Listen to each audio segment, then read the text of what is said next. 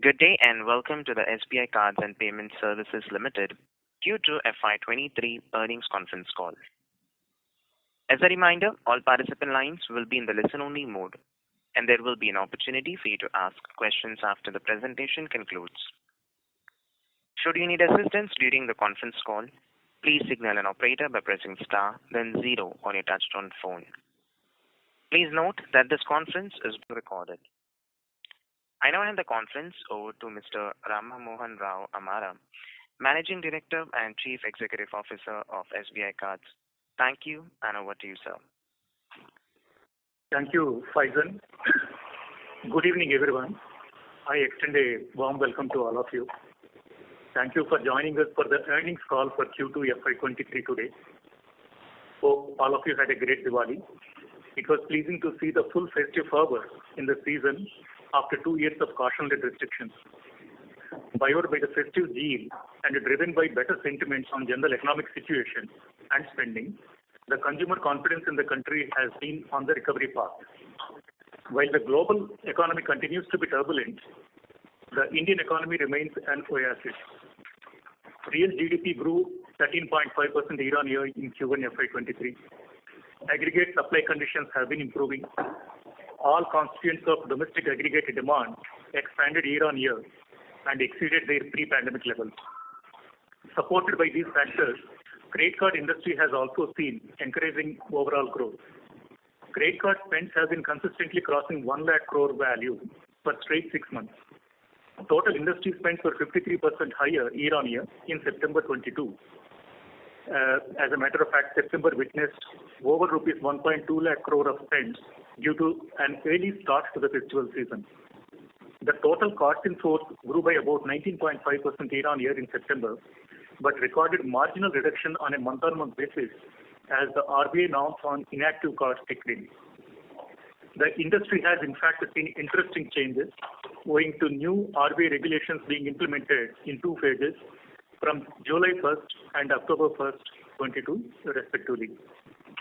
Industry witnessed a reduction in peak numbers as millions of inactive cards got closed. We at SBI Card have always maintained and pursued the strategy of fee-based cards. Since more than 95% of our portfolio consisted of spend or balance active cards, the effect on our portfolio due to this new RBI regulation has been limited. Our fee-based model has helped us in maintaining our 30-day spend active rate at 50% plus consistently. Regulatory change on over-the-limit charges have come into effect from 1st of October, impacting the OVL fee from this quarter onwards. October, November, December quarter onwards. We have initiated measures to mitigate the impact of this change. In short term, we will see volatility in industry card numbers, which is likely to stabilize in the next couple of months. The growth story of Indian credit card industry is intact, and the journey has just begun. Just to reiterate, credit card market remains largely underpenetrated. As per some reports, digital payments are accelerating in a big way and will constitute nearly 65% of all payments by 2026. Also, e-commerce continues to grow. It is expected to grow at the rate of 25 to 30% annually for the next 5 years. Most importantly, linking credit cards, particularly RuPay credit cards with UPI, will expand the use cases for credit cards. According to NPCI, UPI user base is likely to grow from current 250 million approx to up to 750 million in the next 5 years, giving credit card customers more options to spend. As we see today, we have many exciting milestones to achieve as an industry in the coming years. Let's now look at SBI Card's business overview in Q2 FY23. I am pleased to share with you that SBI Card continues to deliver a healthy business growth and strong financial performance. Our spends growth has been robust. Overall spends have grown by about 43% year-on-year in Q2, reaching 62,306 crores. Our spends market share stands at 18% for the half year, but exited the September month at 19%. Retail spends continue to grow strong at 45% year-on-year and stood at 50,895 crores. Corporate spends stood at 11,411 crores in Q2 with 34% year-on-year growth. During the past few months, we had undertaken an exercise to calibrate and review our corporate accounts portfolio basis which we had exited a few low-margin accounts, resulting in moderation of the corporate card spend volumes. The increased e-commerce activities helped our online spends to grow. These now contribute a 57.8% share in the retail spends as of Q2, partly aided by the increased festive spends during the last 10 days of September month.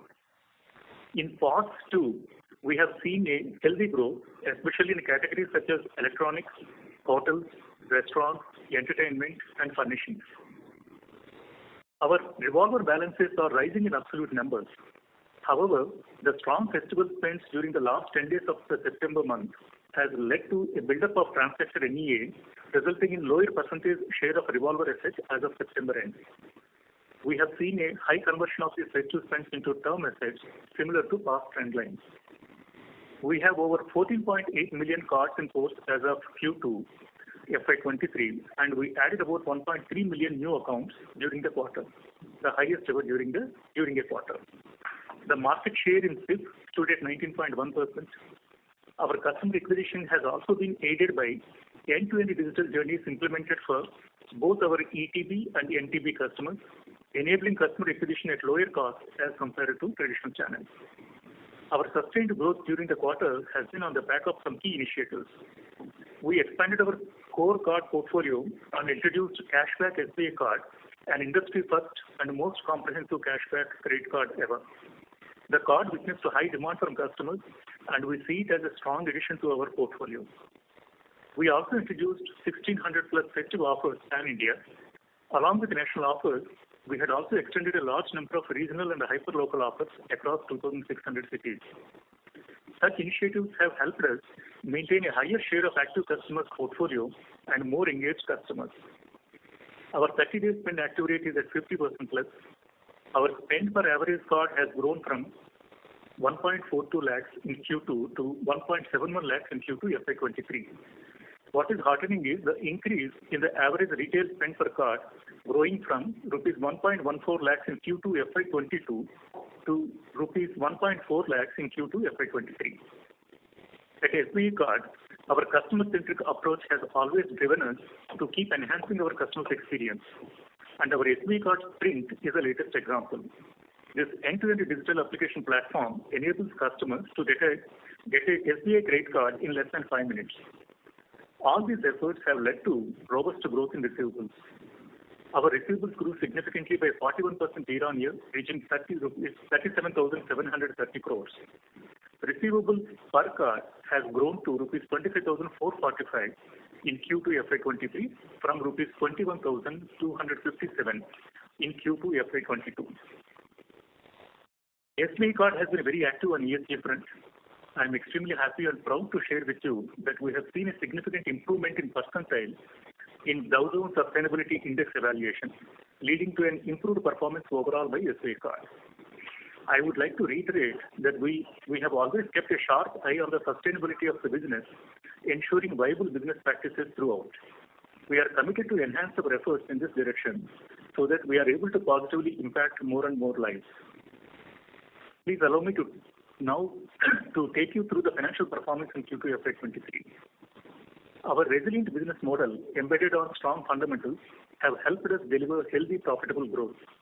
The company has achieved a PAT of rupees 526 crores in Q2 FY23, a growth of 52% year-on-year. Cost to income ratio at 59.4% is driven by investments to drive business growth in terms of higher volume of new accounts and to drive higher spends during festive season.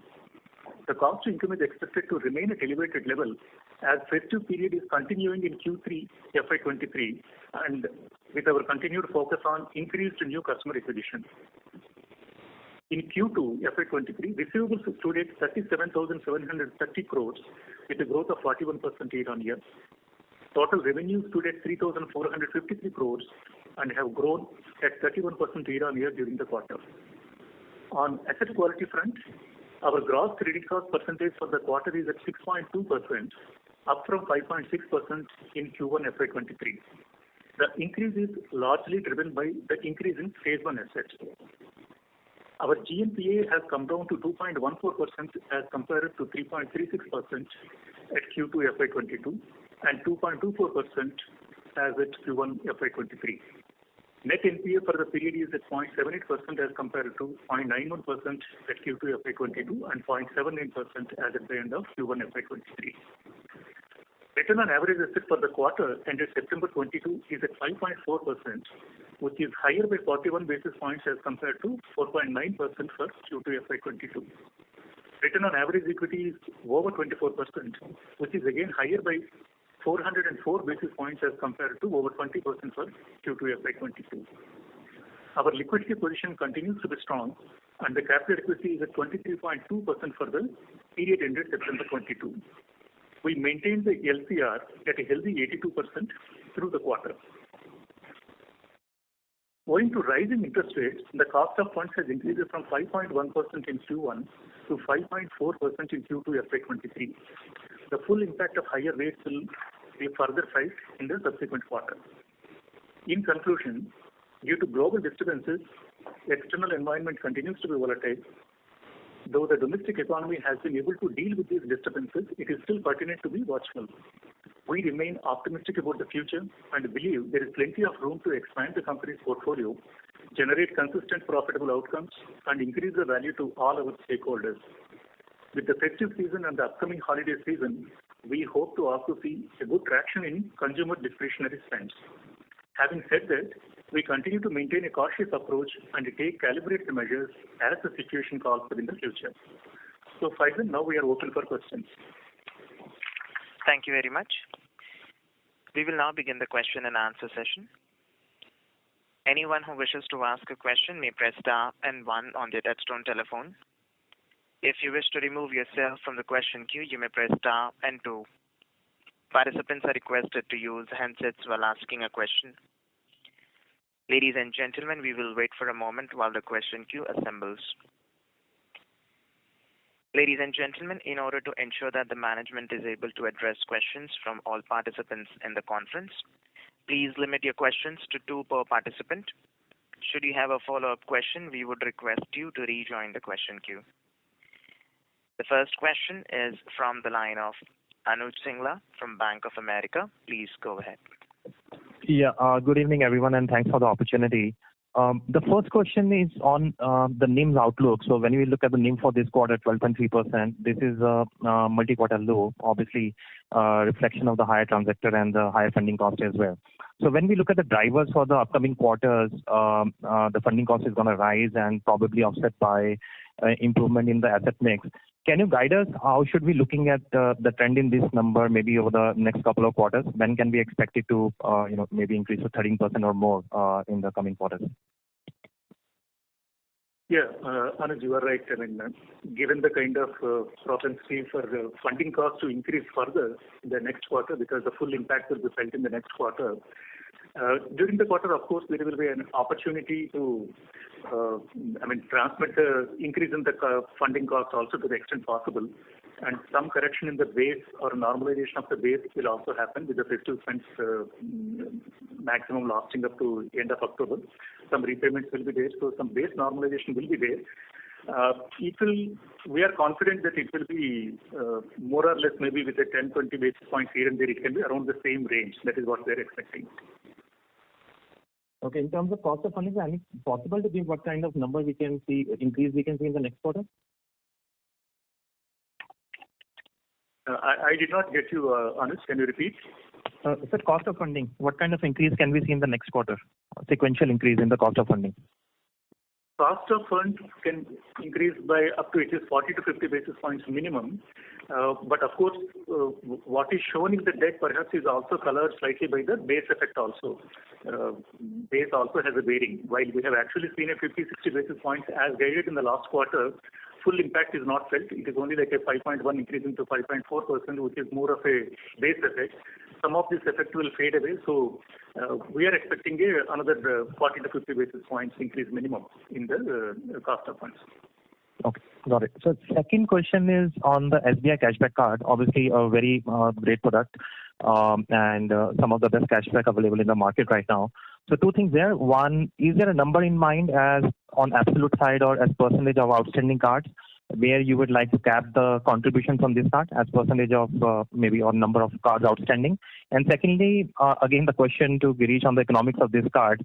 That is one of the key, concerns that this is going to be ROA dilutive. So, and any color you can provide that. I think we are in the early stage. Our attempt is to first iron out all the kinks that are there in the journey and smoothen the process. And of course, we also need to figure out what is the right way of reaching out potentially to the new customers, the NTB kind of customers. I think it's too early to speculate like what is the percentage, but definitely we would like the volumes to increase, and that's the reason we put it on a scalable platform like a digital platform. But Girish will update on the ROA dilution. First of all, the numbers have just started. It's not. We already have a base of almost 1.48 crore cards. So 14.8 million is already there. So this number is not even in, as of now, not even in hundreds of thousands. So it will take its time to grow the portfolio.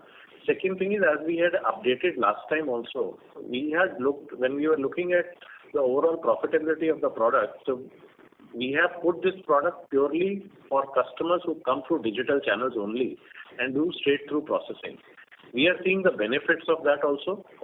Almost the active rate, monthly active rate, even though this portfolio is very new, is upwards of 70% plus for these customers. These customers are very active. They are using the card. We are seeing better spends per card. So once we build a portfolio of at least 200,000-300,000, we will be able to see the behavior and accordingly take whatever, if there is required, any action which is required, we will take. But as of now, as per our plan, whatever we are saving in the cost of acquisition, we are putting it back as a customer value proposition. Thank you. Mr. Singla, may we request that you return to the question queue for follow-up questions. Thank you. The next question is from the line of Nilanjan from Nomura. Please go ahead. Thank you for the opportunity, sir. I hope I'm audible. A couple of questions. So first is on the ECL. While you mentioned about the higher transactor leading to the stage one, but there's also a footnote which talks about some impairment. If you could explain that and the quantum of that. The second is if you can talk about let's say the revolver balance on a quarterly average basis. So basically trying to exclude the last 10 days of spends. And how would that then compare to, let's say, the 26% that we reported in the first quarter? Also, if you can, briefly touch upon how the spending in the September and, early October is converting between EMI and revolver. And finally, if you can talk about the lower employee cost sequentially and if there has been a change in the headcount numbers. Yes, I will take this question on the revolver. As I said initially in my speech also, the last 10 days of September witnessed a very good growth in the spend on account of our campaign with Amazon. If we normalize it, if we take out the kind of spends over and above the normal run rate what we see, the revolver share will almost be equal to what we had at the end of the June quarter. So that way it is stable. We have seen a kind of growth in the absolute amount also, but obviously the growth is not in tune with the asset growth, overall asset growth. That is the reason for the decline in the share. But a kind of some ballpark estimates do indicate like the percentage of customers who are revolving is more or less stable. That's not a concern. But revolvers being slightly stagnant is a kind of industry phenomenon. But in terms of taking necessary steps, whether we have taken necessary steps or not, we have taken all necessary steps. You would have seen from the investor deck also that we are permitting more of a self-employed and Cat B kind of customers who have better propensity to revolve. We are hopeful, but the pace at which we were expecting, obviously, that's not the case. It's taking a longer time, like the entire industry. Easier question will be taken by Aparna. Yeah.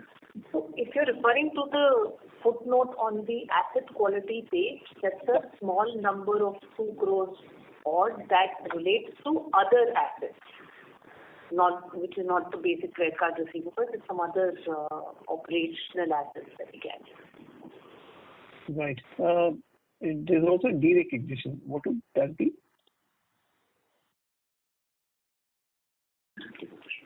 So these are security deposits, correct?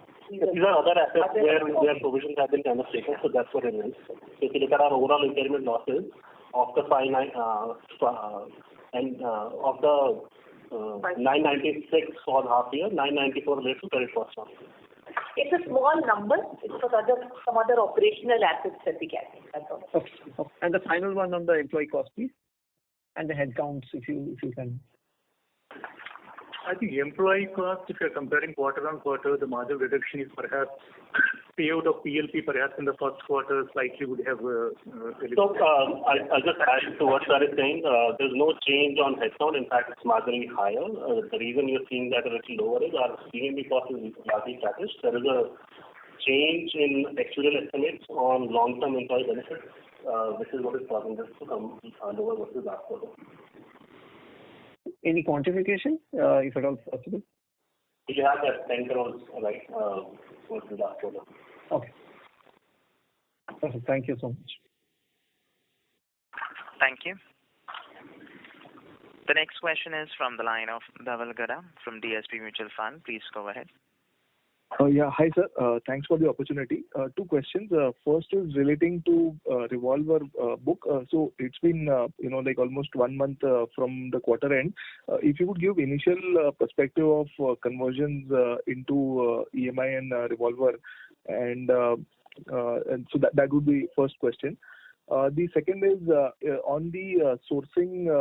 So could you just provide some color on how the September sourcing was, and in terms of contribution of direct sourcing in that, since we just break it between banca and open market, just if you could split that into direct as well, that would be useful. So what kind of run rate we ended the quarter, and your commentary around how it's likely to move forward, and the sourcing mix between direct and other sourcing. Thanks.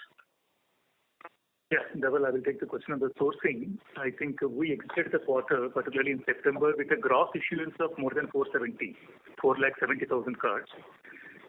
It was contributed from the SBI channel around 40% in the month of September. As we guided in the past, from the month of July onwards, again, the banker sourcing started improving. We have been seeing improved traction. Both August and September, we had around 40%. Now it is actually trending at 43-44% in terms of share in the overall sourcing. Coming to, of course, with regard to what is the kind of numbers we are looking at going forward, our stated stance is we wanted to target a net growth of 300,000 cards, which we almost achieved in the month of August when we reached around 296,000 net growth. But later it is colored by some kind of attrition where we ended up reporting a roughly minus 3,000 kind of growth in the month of September. But again, October onwards also, we are expecting the volumes will continue, and our expectation that we will continue to have a net growth of 300,000 minimum. That aspiration is there, and we are confident of reaching that. On the revolver. Yeah. Because this festive season started somewhere around September 23rd, 24th, when the season sales started. So what we have seen is the spends number is already updated. We have seen very good spends continuing in the month of October. So festival season has been very strong till Diwali. The percentage of spends converting into EMI is higher than normal, because earlier, as we had said, we updated that we would see a 10% conversion into the EMI. This time it is, because it's festival season, as well as more discretionary spending and more consumer durable spending happens. So we have seen a far higher conversion into the term balances. Revolve we will get to see in the month of November only, because it has to take 40-45 days and a payment cycle plus payment due date to be able to figure out how the payments have come back. So we will be able to see that by mid of November to be able to report how much of that is going to revolve. And as MD sir mentioned, even in absolute terms, from June to now, the revolve balances have actually grown. It is because of the denominator impact that the percentages are looking. Understood. Thank you and all the best. Thank you. The next question is from the line of Ajit Kumar from Goldman Sachs. Please go ahead. Thank you for taking my question. So a couple of questions. One, on the Mr. Kumar, sorry to interrupt you. Please use the handset mode. The audio is very low. Am I audible now? Yes, sir. Okay. So first question is on the attrition rate.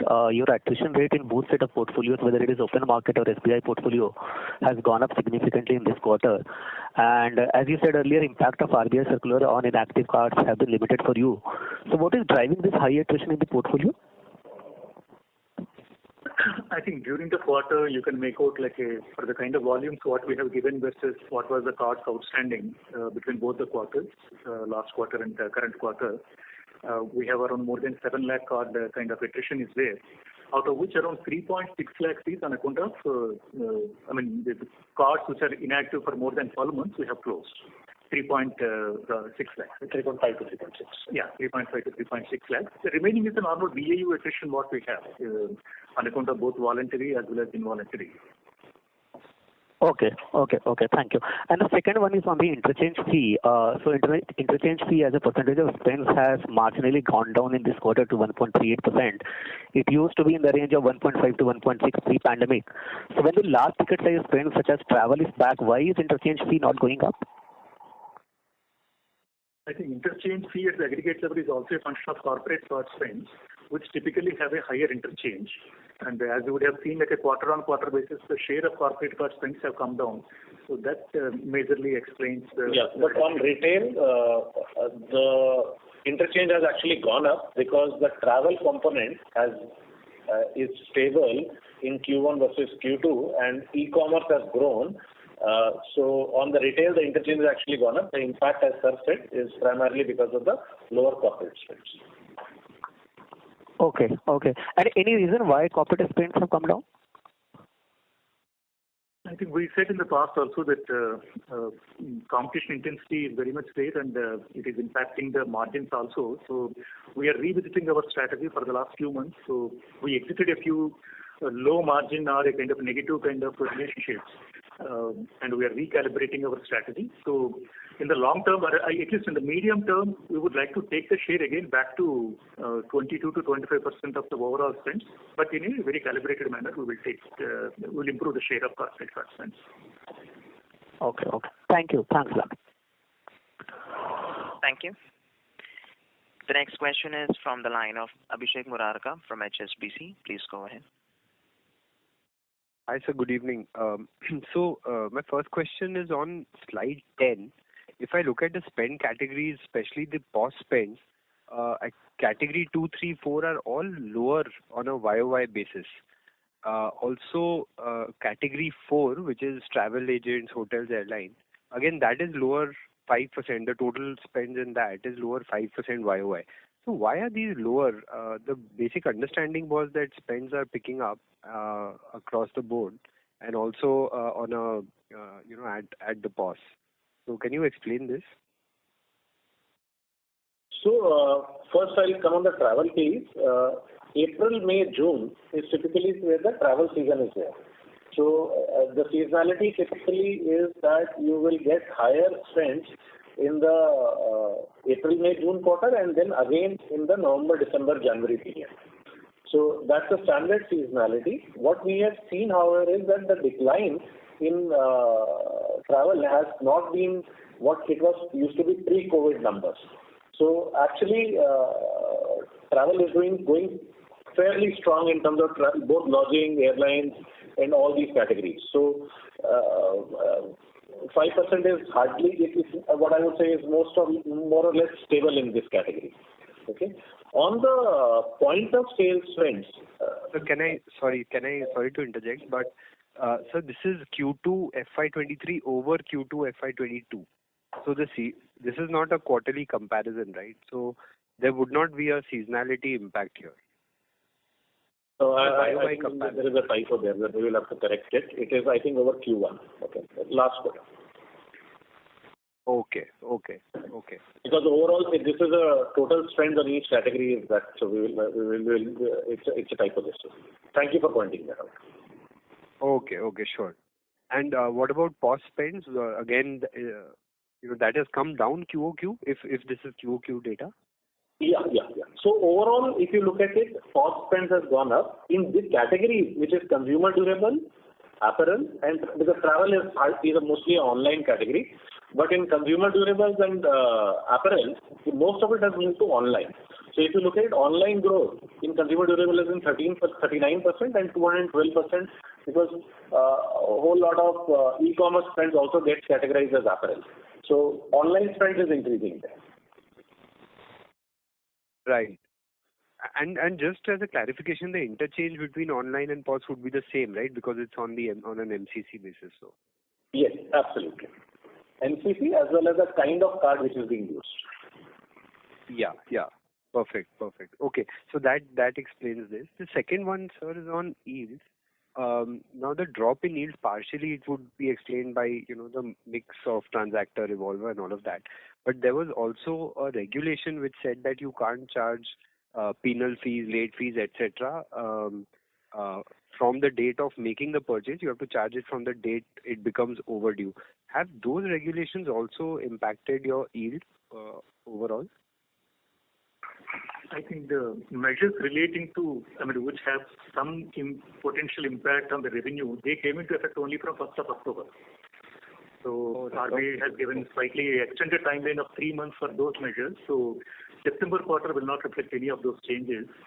But something to do with the capitalization, all that stuff, I think they came into effect from 1st of October. So the full impact, the September quarter results will not have that. We are yet to see, unless we see considerable period in the quarter, October, November, December quarter, we will not be able to comment on to what degree this impact will be there. But definitely there will be marginal impact will be there, definitely. But to what extent that impact, quantification will take time. But so you would have done some sort of analysis or some sort of estimation of the kind of impact, because if you have to offset it, you would need to know what kind of impact is going to come. So any kind of ballpark indication would be helpful. Materiality-wise, we have called it out clearly because the OVL fee is the one where we saw a kind of impact. In fact, it accounts for just like a 5 to 6% of the overall fee-based income. Where now there is additional step involved before you permit over the limit of taking an explicit consent from the customer. So initial days, any such kind of measure, I think unless the customer is aware or consumer is aware, they will not be able to exercise the option. So that one we have actually taken note of and called it out very clearly. It will take time to claw it back. Rest of the things, it's too early to comment. At least we did not consider them to be very material. While definitely there will be some marginal impact will be there, negative impact will be there. But the one which stands out is the OVL. Where also we are looking at a kind of how do we create a kind of convenient customer journey where giving that consent or taking the consent from the customer becomes easy. We have been exploring. So we are confident of clawing back most of it actually over a period of time. Got it. And then just one quick question in OPEX. Is there any kind of one-off? No, nothing. Okay. No one-off. Just that I think it has an impact of higher sourcing which is there versus last quarter. Our sourcing of new accounts has gone up. However, the impact is not in a similar range because our utilization of digital channels and overall CO is trending lower versus last quarter. Thank you. Mr. Murarka, may we request that you return to the question queue for follow-up questions. The next question is from the line of Piran Engineer from CLSA. Please proceed. Yeah, hi. Thanks for taking my questions. Just a couple of ones. Firstly, you mentioned that 10% of your spends convert into EMI. Can you give a similar breakup for, how many convert into what percentage of spends eventually revolve?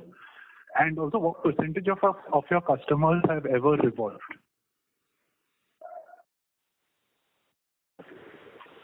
So, on a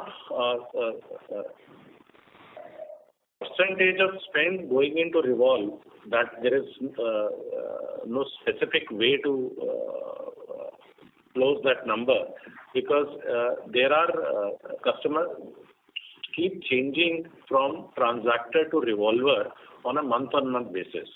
So the payments coming back, and these days, because a lot of EMI options are already available in front of the customer because from a payment due date. So customers revolve as a short-term funding requirements for themselves. So the movement between customers changing from revolver to transactor and transactor to revolver also, both ways, it's quite substantial.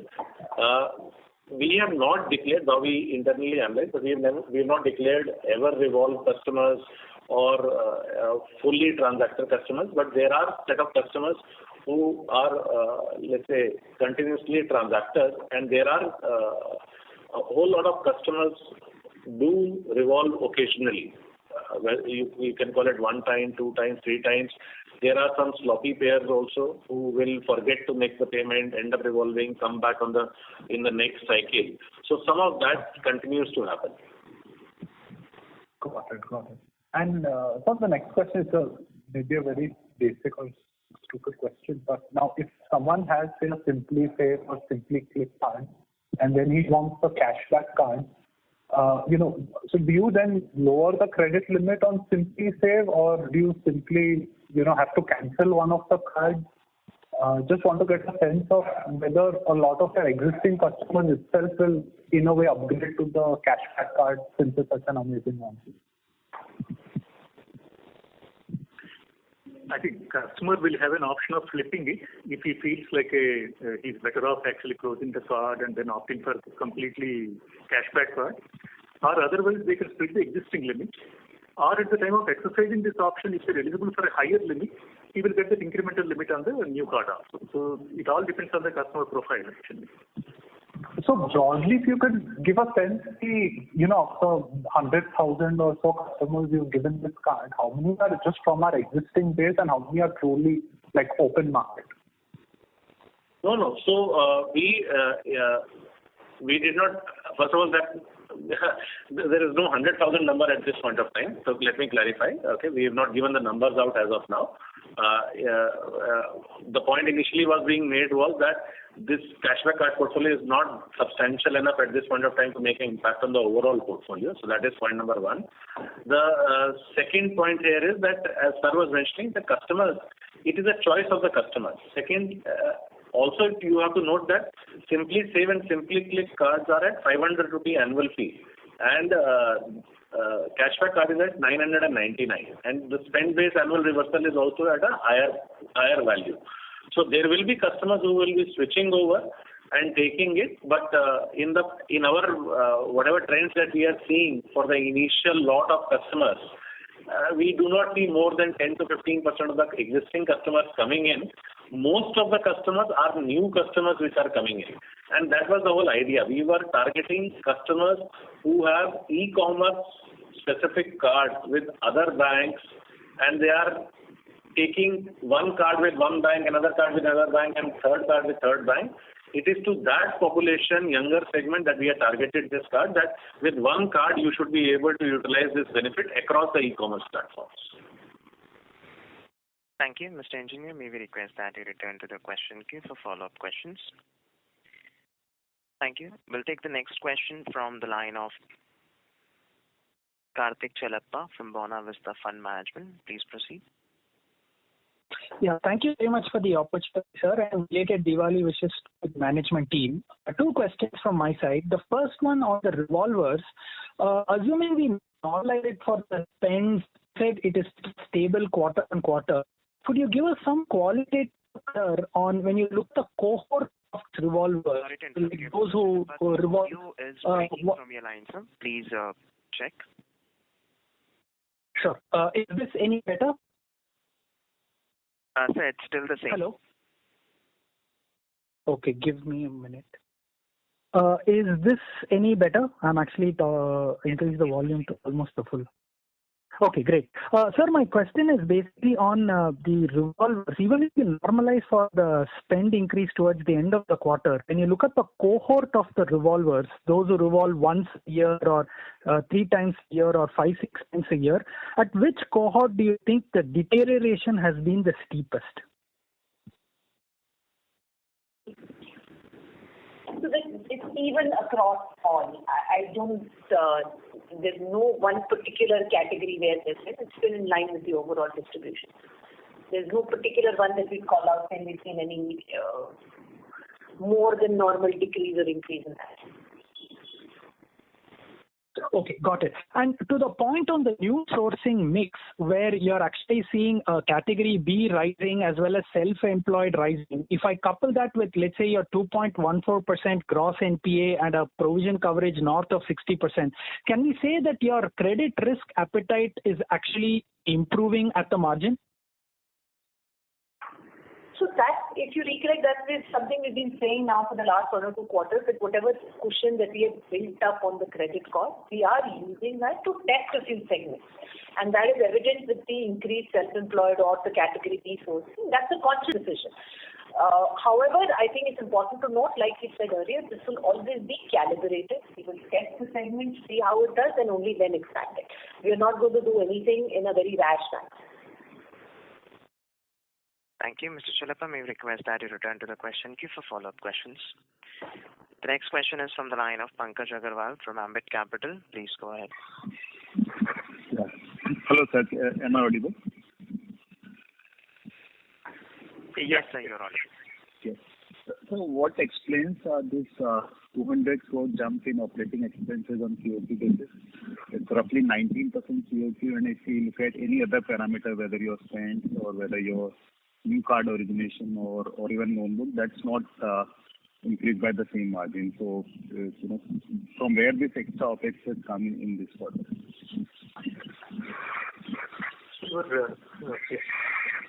So, as you said earlier, it's driven by two things broadly. One is our new account sourcing has gone up. It's up about 44% versus last quarter.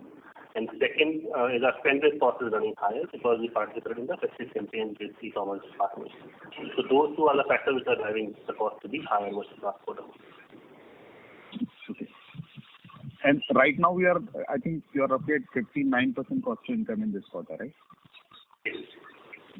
And so once, let's say, your new additions comes down and all these festive offers are over, do you think you can manage your cost to income at roughly 55 to 56%, which was like pre-COVID levels?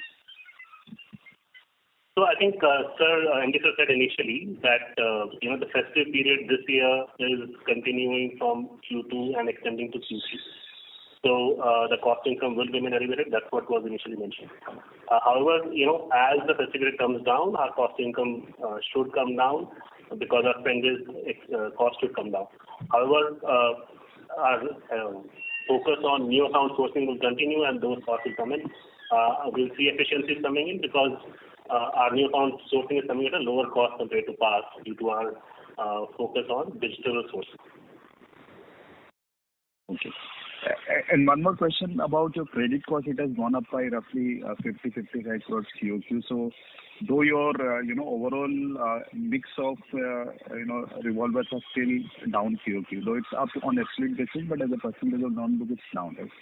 So, what explains this extra credit cost during the quarter? You have to look at 2 or 3 numbers together, okay? So credit cost is only one of the indicators, and yes, the credit cost has gone up quarter on quarter. The way to look at it is 2 things. One, the new book that comes in, the stage 1, we will obviously provide for it, and the repayments will obviously take some of it will come only over a period of time. However, we will be booking up the stage 1 provision. Okay. The other piece is that as we have recalibrated our risk appetite, we have seen some degree of increase on the stage 3 also. However, please read that number in conjunction with the SBI number as well as the ECL rate. If you look at our ECL rate, which is a better indicator of what we are expecting in the future, or the quality of the portfolio, the ECL rate has been stable at 3.3 now. Pre-COVID, that number used to be in the range of 3.5 to 3.75. So, like I said, we have been taking a few steps in terms of expanding our risk appetite. However, nothing has yet impacted the quality to that extent. The way to look at credit cost is more on a range basis and not at a number at a particular quarter. That is what we've been making. We used to operate at 6.5 pre-COVID. We will see the number move in a particular range over the next 2 quarters. Thank you. Mr. Agarwal, may we request that you return to the question queue for follow-up questions. The next question is from the line of Param Subramanian from Macquarie. Please proceed. Yeah, hi. Thanks for taking my question. My question is actually an extension of the last question that was asked. So on provisioning, so on percentage basis, why has the credit cost increased quarter on quarter? Basically, I picked up some explanation on stage one assets, but that has inflated your denominator as well. So I didn't understand why the 5.6 has moved to 6.2% quarter on quarter. And also, 6.5% was your pre-COVID credit cost, but that was on a revolver base of like 37-38%. Considering it's at 24% now, so then this be much lower. That's my first question. I'll come back to that. I think, Param, the stage one is provided at 1.7%. Even though the stage one is a kind of transitory, which may either revolve, some part of it may revolve, some part of it may convert into some kind of flexi-pay EMI-based loan. Most part of it may get repaid during the quarter, during October, December. Still, we provided 1.7%, which in annualized terms has an effect of almost like a 6.8% over a base rate of 5.6%, whatever was there in the previous quarter. So this has an effect of momentarily increasing the percentage cost. So, sir, if I understood correctly, this should reverse over the next quarter, right? Because we've seen a very abnormal last 10 days, right? Is that the right understanding? Absolutely. So to the extent stage one NEA comes down, to that extent you automatically get a relief. Got it, sir. So my next question is on the over limit fee. You touched upon that, saying it's 5 to 6% of the fee income. But any analysis you've done on how much could be the EPS impact that we could see or because of this coming into effect from Q3 onwards? And also on the OPEX trajectory, how much of the increase in the OPEX trajectory that we're seeing is more structural, considering we've moved to a higher run rate of net issue? Yeah, those are my questions. Thank you. I think we have not computed anything on the EPS front. You were talking about impact on the EPS. I gave a kind of quantification based on the current run rate, what we see as a monthly, which we did not disclose earlier. So that's the reason we wanted to clarify that 5 to 6% kind of OVL is there.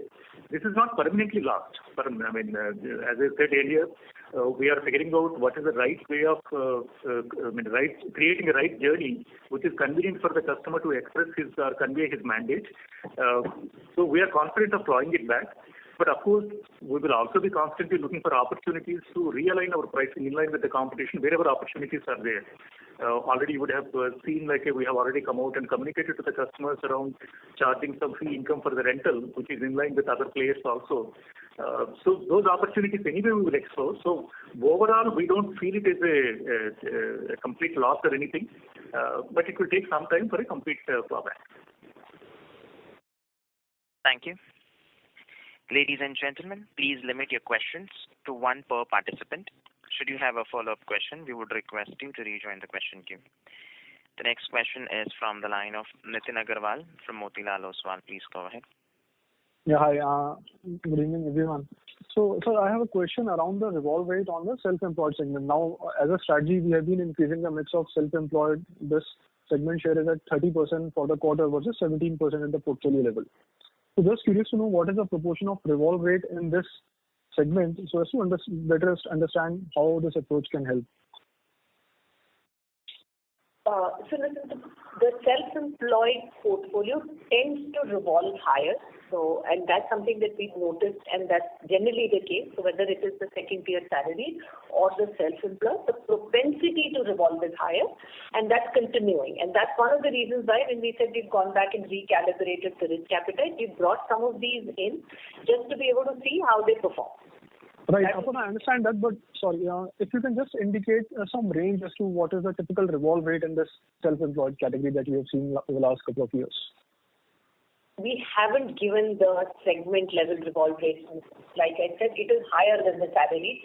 And again, even within salary, obviously the government is lower and the second tier salary is higher. Self-employed is higher than that. So we haven't really given the segment level revolve rate. Okay.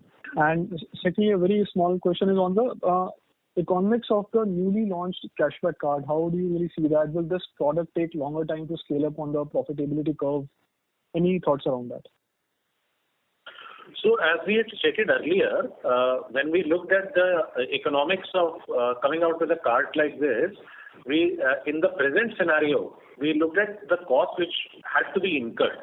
So for example, cost of participating with a co-brand partner, payout to the co-brand partner, cost of acquisition, we took all that and decided to convert it into a customer value proposition. Okay, so that is why this card is only available when the customer applies on their own through digital channels. So thereby we save a majority of our cost of acquisition. We are also saving monies which could have been a potential partner payout, which is quite substantial in these days.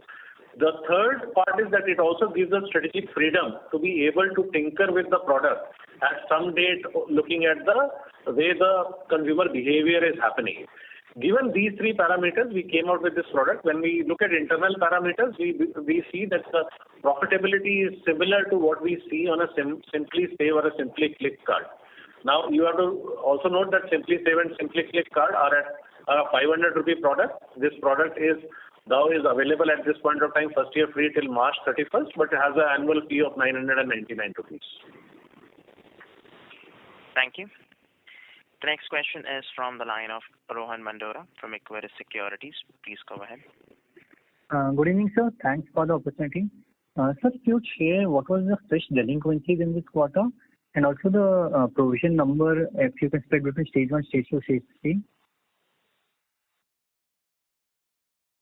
So if you just go to the asset quality page, we've actually given the provision number also on that.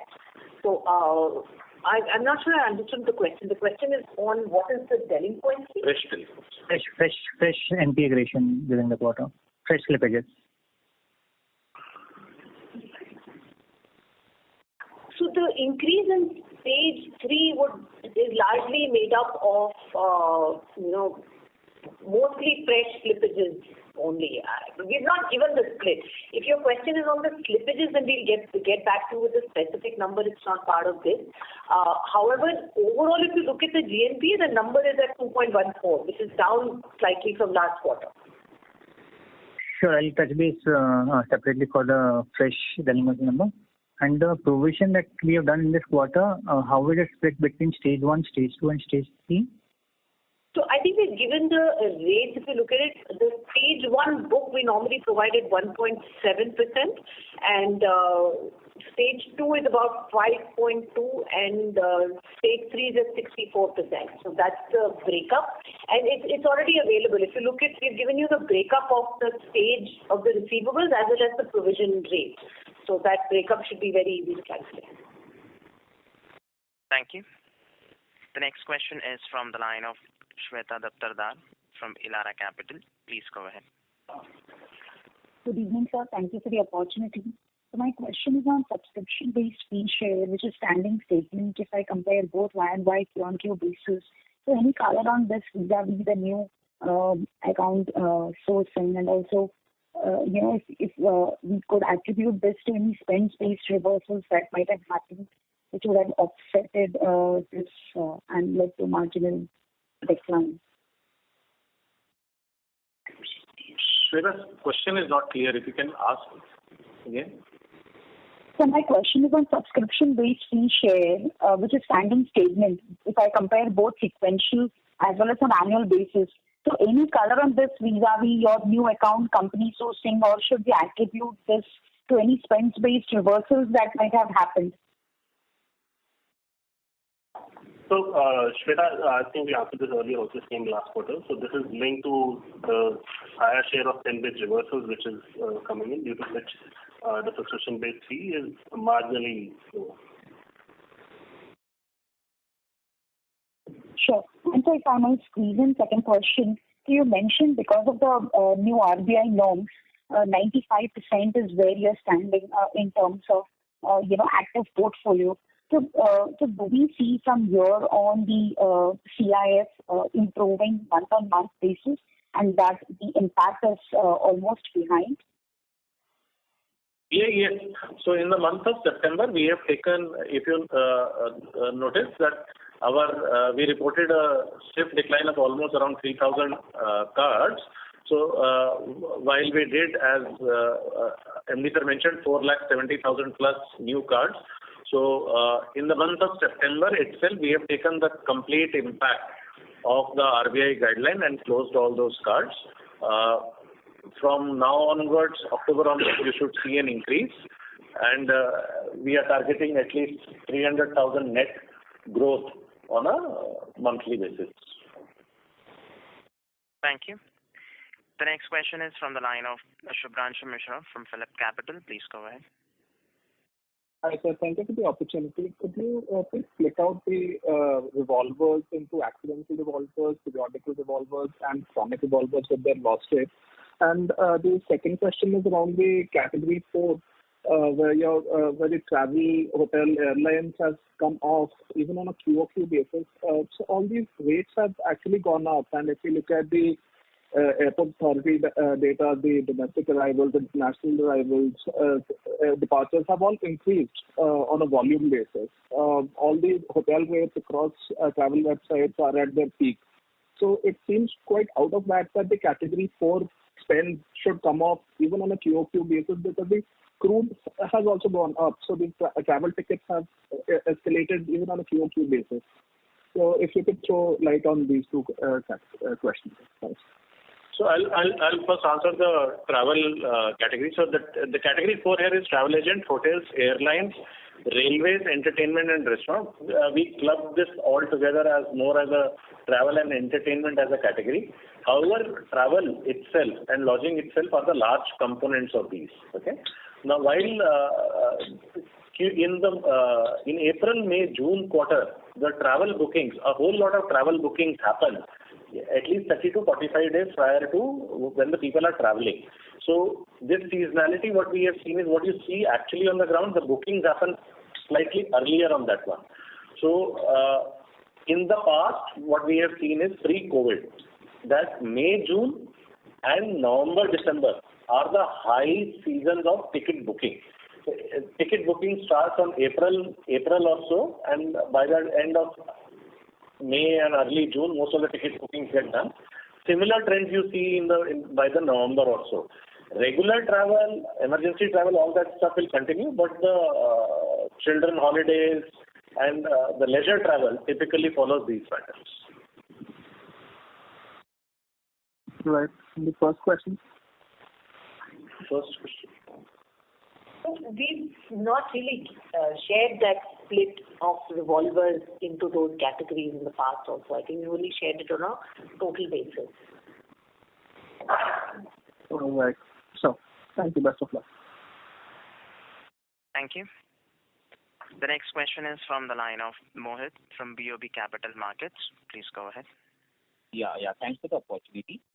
My first question is towards the active rate. So if you look at the active rate for the quarter was 50%, which was, the same as the previous quarter. So because of the festival season, we haven't seen any increase in the active rate. So any, expectations on that which would not have been met. So active rate in September has gone up, but because we have given it the quarterly number, and we saw higher activity in last 7-8 days. In the quarter, in the last quarter, but if I talk about July, August, and September, August was better than July, and September was better than August. So that has been the trend line. Perfect. Just using one more, so you can look at the retail and corporate spend. So earlier it used to be around say 76-77% retail and 22-23% corporate.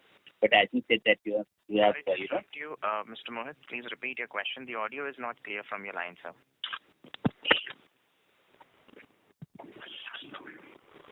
Hello. Yeah, is this better? Yes, sir. Please proceed. Yeah, sir, saying that the share of retail and corporate, if I talk in terms of spends, used to be around 75-76% retail and the balance 23-24% corporate. But now that your certain corporate spends have come off, the ratio looks very skewed at 82% retail and 18% corporate. So going forward, should we expect that this ratio will continue? No, as I said earlier, we are targeting a kind of, again, improvement and taking it back to the earlier levels, but in a calibrated fashion. Because as I said, because of the competition intensity, some relationships are not working. More like they have become more like a cash burn, and we don't want to be in that game. So that's the reason we have actually exited some relationships. But at the same time, we are building the pipeline. So we are confident of taking the share back to the earlier levels over a period of time. Thank you. The next question is from the line of Jay Mundra from B&K Securities. Please go ahead. Yeah, hi sir. Thanks for the opportunity. I wanted to check, sir, on your cost of funds, which you had said that you are expecting 40 to 50 basis point rise. Is this your total cost of funds, or you are saying about the cost of funds from banks? So, and specifically, sir, would it be fair to assume that all your bank loan would be on, would this be on MCLR, or you would be drawing from T-bills, or maybe EBLR? I think our sourcing, particularly, we have given the profile 35%, 34% is from long term, and the remaining are short term. Short term is the bank lines which are linked to external benchmarks. It can be a treasury bill or it can be repo kind of rate also. But short term is mostly linked to the treasury bill kind of rate. So depending on the movement and depending on the tenor at which they are availed, they will get reset. With regard to your other question on the cost of funds, which we have given as 5.4%, that is the cost of borrowing on an average for the entire portfolio, right? You want to add something? Yeah. I think just to add what Sir said initially was that 5.4 also is little colored because of the base effect of the borrowing the last 1 week. As we said in the last quarter, it should apple to apple basis, it should be in the range of 5.7 for this quarter. And for next quarter, Sir has already said that it will be higher by 50-60 basis points. Thank you. The next question is from the line of Mohit Surana from CLSA. Please go ahead. Hi, sir. I just have one question is, how has, in your open market sourcing, what is the percentage of customers that are new to credit? And if you can also comment in terms of how it has trended over time.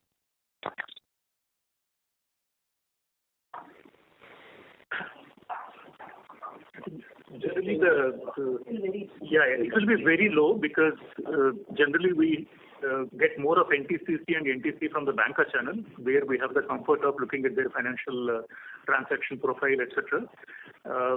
In the case of open market, it is negligible. Mostly it will be either to some extent it will be NTCC, but predominantly it will be like a credit tested kind of customer. Okay, sir. Thank you. Thank you. We'll take the last question from the line of Dhaval Gada from DSP Mutual Fund. Please go ahead. Sir, thanks. So just two clarifications. One relating to the full year cost to income. So I remember in the fourth quarter call you mentioned that this 57% kind of zone is where we target, and then there could be quarterly volatility in the cost to income. Is that the same thought process that you have at the moment, give or take some percentage point, or it could be meaningfully higher? Just some clarification around that. And the second one is just on cost of funds. Again, I'm a little just to be a bit more clear. In terms of where we ended this quarter, we should see another 50 odd basis point, 50 to 60 basis point increase in the next quarter. Is that correct? Yeah. Coming to your cost to income, when we guided in the past, maybe a couple of quarters back, obviously the kind of increases what we have seen in the interest rate scenario and the NIM compression, that was not even there in the reckoning at that time. So we are confident about the range, but it will have an upward bias. I think 58% perhaps, 57.5 to 58.5 kind of range perhaps we can think of. That's over a period of 12 months. I'm not talking about quarter to quarter. Because as I said, like a festival spends again are spilling over to the month of October, November, December quarter as well. So obviously we said like it will continue to remain elevated, but that will not be the case coming to Q4 when it will be lower. So over a period of 12 months, when you average it out, It will be hovering around maybe 50 basis points here and there, around 58% actually. Understood. And on the question of cost of funds, 50 bips, 60 bips QOQ increase, is that correct? No, I think what sir said was that 5.4 which we are seeing is little colored. The actual number, taking out the last week's borrowing and the denominator effect would be 5.7. So on top of that, it will be 50 to 60 basis points higher.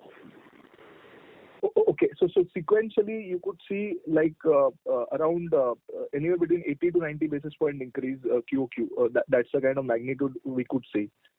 Yeah, Dhaval, we have to think it from the perspective that in Q4 we were at 4.9, right? What you're seeing right now is 5.4, which is just a 50 basis point higher in 6 months. However, the rates have gone up by 190 basis points already.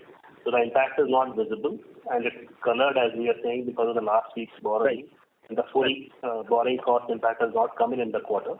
That's the reason it's 5.4. However, it should have been in the range of 5.7 for the quarter. And this in next quarter will go further higher. Understood. And we are saying NIM to be stable because of the optimization on the mix to offset the cost of fund impact. Hence, NIM could be plus or minus 10-20 bips on a sequential basis.